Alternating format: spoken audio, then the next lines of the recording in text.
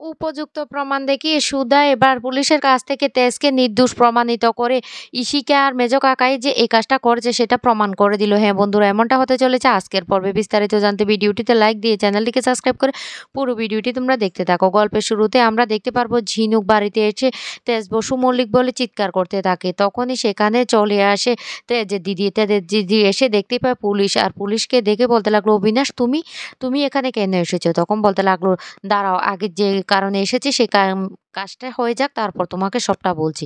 এইদিকে ঝিনুক বারবার করে তেজ বসু মল্লিক বলে চিৎকার করতে থাকে। তখন ঠাম্মি বেরিয়ে আসে আর এসে বলতে লাগলো, কি হয়েছে ঝিনুক, তোমার কি মাথা খারাপ হয়ে গেছে? তখনই ঝিনুক বলতে লাগলো, না আমার মাথা একদমই ঠিক আছে। আমার দিদির সাথে যারা অন্যায় করেছে তাদেরকে আমি কিছুতেই ছাড়বো না, তাদেরকে আমি উপযুক্ত শাস্তি দিয়ে ছাড়বো। সেই জন্য আমি তেজ বসু মল্লিককে এই চিৎকার করে ডেকে নিচে আনছি, কারণ তেজ বসু মল্লিকের জন্যই আজকে আমার দিদির এই অবস্থাটা হয়েছে। এই কথাটা বলতে ঠাম্মি তখন বলতে লাগলো, একদম মিথ্যে কথা বলবে না, আর যাই হোক না কেন তেজ এই কাজটা করতে পারে না। তখনই ঝিনুক বলতে লাগলো, সমস্ত প্রমাণ আমাদের কাছে আছে, আমার কাছে আছে, আপনি না আগে তেজকে নিচে আসতে দিন। তারপরে তেজ আর সুধা দুজনেই নিচে চলে আসে, আর আসার সাথে সাথে তখনই ঝিনুক বলতে লাগলো, দিদিভাই তুই ঠিক আছিস? তুই ঠিক আছিস? তোর কিছু হয়নি তো? তখন সুধা বলতে লাগলো, এই এই ঝিনুক তুই এমন করছিস কেন? তুই এমন বড্ড ছটফট করছিস কেন? তখনই ঝিনুক বলতে লাগলো, দিদি আমার না তোকে নিয়ে বড্ড টেনশন হচ্ছে, তোকে এই বাড়িতে রেখে গিয়েছি না, আমি না একদম শান্তি পাচ্ছি না, ওদেরকে আমি একদম ভরসা করতে পারছি না, তাই আমি বলছি তুই এ বাড়ি ছেড়ে চলে যাবি। তখনই এই সুধা বলতে লাগলো, হ্যাঁ আমিও চলে যেতাম, কারণ আমি এ বাড়িতে থাকতে চাই না, আমি তোরকে নিয়ে এ বাড়ি থেকে চলে যাব, কালকে শুধু যেতে পারি না, আমার শরীরটা কুলোয়নি সেই জন্য। তখন এই কথা বলার সাথে সাথে ঝিনুক তখন বলতে লাগলো, হ্যাঁ দিদি চল, তোকে এখনই এখান থেকে চলে যেতে হবে। এই কথা বলতে তখনই তেজ সুধার হাত ধরে পেলে আর বলতে লাগলো, সুধা তুমি কোথায় যাচ্ছ? বিশ্বাস করো তুমি আমাকে ছেড়ে যেও না, আমি তোমাকে বড্ড ভালোবাসি। কিন্তু তখনই সুধা কোনো কথাই বলে না। তারপরে ঠাম্মিকে বলতে লাগলো, ঠাম্মি আমি চিনতে পেরেছি, ও আমার সুধা, আমি সুধাকে চিনতে পেরেছি, আমার ভুল হয়ে গেছে, আমি ওকে রুকমিনিভাবে অনেক কথা বলেছি, বিশ্বাস করো আমাকে ক্ষমা করে দাও। তখন এই কথাটা বলতে সুধা কোনো কথাই বলে না, কিন্তু ঝিনুক তখন বলতে লাগলো, না তুমি যাই কিছু করো না কেন, আমি তোমাকে তোমার কাছে আমার দিদিকে কিছুতে রেখে যেতে পারবো না, কারণ তুমি আমার দিদির সাথে যে অন্যায়টা করেছো না তার ক্ষমা হয় না, তোমার জায়গা হবে জেলে। তখন সুধা বলতে লাগলো, কি বলছিস ঝিনুক, আমি তো কিছুই বুঝতে পারছি না, তুই এসব কি বলছিস? তখনই বলতে লাগলো, দিদি তুই বুঝতে পারছিস না, আরে তোর খাবারে বিষ মিশিয়ে তোকে মেরে ফেলার চেষ্টা করছে এই তেজ বসু মল্লুক। তখনই সুধা অবাক হয়ে যাওয়ার বলতে লাগলো, কি আমার খাবারে বিষ মিশিয়েছে? তখনই বলতে লাগলো, হ্যাঁ হাসপাতালে আমি যখনই ডাক্তারের কাছ থেকে জানতে পারলাম তোর পেটে বিষ পাওয়া গেছে, তখন আমি ভাবতে থাকি, আর তারপরে আমার মনে পড়ে যায় সেই শরবতটার কথা, শেষবারের জন্য শরবতটা তুই খেয়েছিলি, আর তখনই তুই অসুস্থ হয়ে গেছিস। তখন সুধা বলতে লাগলো, হ্যাঁ শরবতটা খাওয়ার সাথে সাথে আমি অসুস্থ হয়ে গেছি ঠিক, কিন্তু শরবতটা তো তেজ আমাকে দেয়নি, সেটা তো দিয়েছে আমাকে ইশিকা। তখনই ঝিনুক বলতে লাগলো, এটাই তো আসল কথা, এই ইশিকাই তো শরবতের মধ্যে বিষ মিশিয়েছে। তখন মেজ কাকাবাবু বলতে লাগলো, এই মা ওর কি মাথা ঠিক আছে? ওর মাথা মনে হয় ওই পাগল হয়ে গেছে, না হলে একবার বলছে তেজ বিষ মিশিয়েছে, একবার বলছে ইশিকা মিশিয়েছে, এসব কি ধরনের কথাবার্তা? তখনই ঠাম্মি বলতে লাগলো, আর যাই করুক না কেন আমার তেজ কোনোদিন মানুষ খুন করতে পারে না, এমন কাজ সে করতে পারবে না।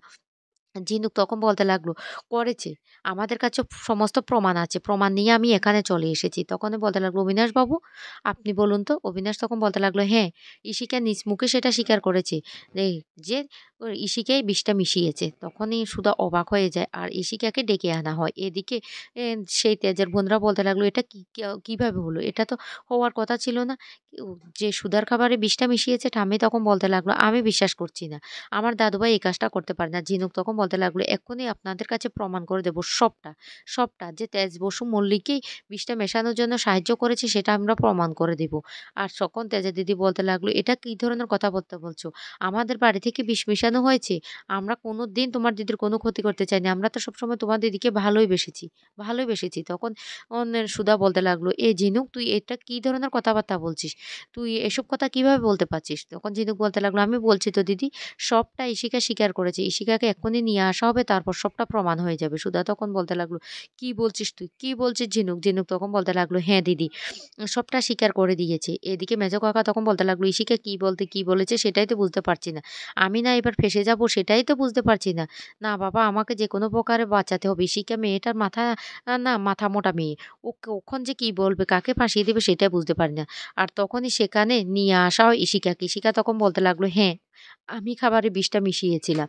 আসলে সত্যি কথা বলতে আমি না সুধাকে মারতে চাইনি। আমি জাস্ট একটু বিষ দিয়েছি যাতে সুধার সামান্য একটু ভয় পেয়ে যায়। আর এই কথা বলতে তখন মেজো কাকা বলতে লাগলো, "এসব কি ধরনের কথাবার্তা বলছো? আমি বিষ মিশাইনি, আবার আমি একটু বিষ মিশিয়েছি। এটা কোন ধরনের কথাবার্তা? তুমি তো এমন অবস্থা হয়েছে ধরি মাছ না হাসুই পানির মতো। আমি করেছি, আমি করিনি।" তখন এ কথা বলার সাথে, সাথে ইশিকা বলতে লাগলো, "মেজো কাকা তুমিও এসব বলছো?" মেজো কাকা তখন বলতে লাগলো, "এই তুমি কি বলতে চাইছো? কি বলতে চাইছো?" এই বলে ইশিকার কাছে চলে যায় আর বলতে লাগলো, "তুমি কি করে এই কাজটা করতে পারলে? কি করে তুমি বিষটা মিশাতে পারলে?" এই বলে ইশিকাকে একদিকে টেনে এনে বলতে লাগলো, "শুনো, আমার নামটা ভুলেও বলবে না। আমার নামটা যদি বলো না তাহলে তোমাকে জেল থেকে বের করার আরেকটা লোকও থাকবে না। আমি বাইরে থাকলে তোমাকে জেল থেকে বের করব।" তখনই ঝিনুক বলতে লাগলো, "কি গুসুর, গুসুর, ফুসুর, ফুসুর করছো দুজনে মিলে?" তখন বলতে লাগলো, "ওকে জিজ্ঞেস করছি কিভাবে সে মানুষ খুন করার মতো এতটা জঘন্য কাজ করতে পারে?" তখন ঝিনুক বলতে লাগলো, "হ্যাঁ, বিষটা ইশিকাই মিশিয়েছে কিন্তু এটা তেজ বসু মল্লিক জানতো।" "কি জানতেন না তেজ বসু মল্লিক? আপনি বলুন তো, আপনি কি জানতেন? সমস্তটা সত্যি করে বলুন।" এইদিকে ইশিকা ঠাম্মির কাছে গিয়ে বলতে লাগলো, "বিশ্বাস করো ঠাম্মি, আমি এত জঘন্য কাজ করতে পারি না। আমি মানুষ খুন করতে পারি না। আমি জাস্ট সুধাকে ভয় দেখানোর জন্য এই কাজটা করছি।" এই কথা বলতে ঠাম্মি তখন কষিয়ে থাপ্পড় মারে ইশিকাকে আর বলতে লাগলো, "তোমাকে আমি কি বলেছিলাম? আমার ঘরের লক্ষ্মী ফিরে এসেছে, সুধা ফিরে এসেছে।" তখন ইশিকা বলতে লাগলো, "ও তো সুধা না, ও রুকমণি। আর রুকমণিকে তো তেজ কিছুতেই মেনে নিতে চাইছে না। তেজ রুকমণিকে বিশ্বাসই করে না।" তখন ঠাম্মি বলতে লাগলো, "তুমি ভুল ভাবছো, ভুল করছো। তেজ বিশ্বাস করে। তুমি একটু আগে আসলে সবটা শুনতে পারতে। তেজ নিজের ভুল স্বীকার করছে যে তেজ এতদিন পর্যন্ত সুধাকে চিনতে পারেনি, এখন চিনতে পেরেছে। তখনই সুধা তেজের কাছে চলে আসে আর এসে বলতে লাগলো, "তেজ তুমিই কি তাহলে আমার শরবতে বিষ মিশিয়েছ?" তখন ইশিকা এসে বলতে লাগলো, "তেজ তুমি এটা কি করলে? আমি তো তোমাকে পাওয়ার জন্য সবটা করেছি। আর তুমি শেষ পর্যন্ত এভাবে আমার সাথে বিশ্বাসঘাতকতা করতে পারলে? কি করে পারলে? কি করে পারলে তুমি বলো?" তখন একথা বলার সাথে, সাথে সুধার জেঠিমাও চলে আসে এই বাড়িতে। আর এসে বলতে লাগলো, "ও না আরো অনেক বড় বিশ্বাসঘাতকতা করেছে।" সুধা তখন বলতে লাগলো, "কি বলছো জেঠিমা?" জেঠিমা তখন বলতে লাগলো, "হ্যাঁ, ও আমাদের সাথে আরো অনেক বড় ঘটনা করেছে। প্রীতমের না গাড়ি অ্যাক্সিডেন্ট হয়েছে। প্রীতম এখন আমার বাড়িতেই আছে।" তখন এই কথা বলার সাথে, সাথে সুধা বলতে লাগলো, "কেন প্রীতমের কি হয়েছে?" তখনই জেঠিমা বলতে লাগলো, "হ্যাঁ, প্রীতমকে যেদিন অ্যাক্সিডেন্ট করানো হয়েছে সেই দিন ইশিকাও খাবারে বিষ মিশিয়েছে।" তখনই ঝিনুক বলতে লাগলো, "খবরটা কেমন লাগছে দিদিভাই? বলতো একই দিনে প্রীতমের গাড়ি অ্যাক্সিডেন্ট করে তোকে মেরে ফেলার চেষ্টা করেছে। তারপর তখন তোকে মারতে পারেনি। তারপরেই তো তোর খাবারে বিষটা মিশিয়ে দিয়েছে। তারপর তোকে মেরে ফেলার চেষ্টা করেছে।" এই কথা শোনার সাথে, সাথে তেজ তখন বলতে লাগলো, "কি? প্রীতমকে অ্যাক্সিডেন্ট করানো হয়েছে? তাও আবার ইশিকা? ইশিকা তুমি এই কাজটা কি করে করতে পারলে?"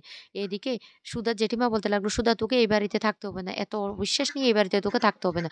তোকে আমি নিয়ে যেতে এসেছি। তুই তোরই আমাদের সাথে চলেই যাবি।" সুধা তখন বলতে লাগলো, "হ্যাঁ, আমি এই বাড়িতে থাকবো না। আমি তোরিকে নিয়ে এখান থেকে চলে যাবো।" ঝিনুক তখন বলতে লাগলো, "আমি তো সেটাই বারবার বোঝানোর চেষ্টা করছি দিদি। তুই এই মানুষটাকে আর বিশ্বাস করিস না, যে মানুষটা তোকে মেরে ফেলার চেষ্টা করছে।" তখনই তেজ বলতে লাগলো, "বিশ্বাস করো আমি এই কাজটা করিনি। আমি অন্ততপক্ষে মানুষ খুন করার মতো এমন কাজ আমি করতে পারি না। আমি সুধার কোনো ক্ষতি হোক বা প্রীতমের কোনো ক্ষতি হোক সেটা আমি চাই না। কি করে পারলে ইশিকা তুমি এই কাজটা করতে? বলো উত্তর দাও।" ইশিকা তখন বলতে লাগলো, "ওরা মিথ্যে কথা বলছে আমাদেরকে ফাঁসানোর জন্য। আমি কেন এই কাজটা করতে যাব?"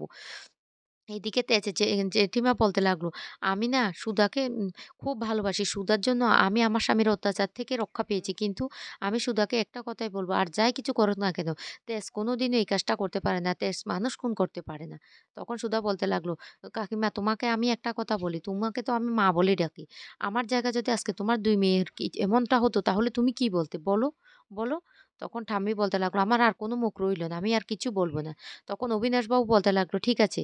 তাহলে আমরা এবার কি করব? আমাদের দায়িত্বটা তো পালন করতে হবে।" তখন সেখানে চলে আসে তরি। তরি এসে বলতে লাগলো, "আমার বাপিকে কোথায় নিয়ে যাওয়া হচ্ছে? না, আমার বাবাকে আমি যেতে দেব না।" ঝিনুক তখন বলতে লাগলো, "তুমি আর এই লোকটাকে বাবা বলে ডাকবে না তরি। ও তোমার বাবা না।" তরি তখন বলতে লাগলো, "না, আমার বাবা নির্দোষ। আমার বাবা কোনো অন্যায় করেনি। এটাই আমার বাবা। আমার মা বলেছে ও আমার বাবা।" এই কথাটা বলার সাথে, সাথে তখন ফুলু বলতে লাগলো, "না, না, আঙ্কেল না অনেক অন্যায় করেছে। সেইজন্য আঙ্কেলকে পুলিশ নিতে এসেছি।" তরি তখন বলতে লাগলো, "আমি আমার বাবাকে কোথাও নিয়ে যেতে দেব না।" তারপরে তখন তেজ বলতে লাগলো, "তুমি আমাকে অবিশ্বাস করো না অন্ততপক্ষে সুধা। আমি না কোনো অবিশ্বাসের কাজ করিনি।" সুধা তখন নিজের ভুল বুঝতে পেরে বলতে লাগলো, "দাঁড়ান পুলিশ অফিসার তেজ বসুকে আপনি নিয়ে যেতে পারেন। আমি ওকে নির্দোষ প্রমাণ"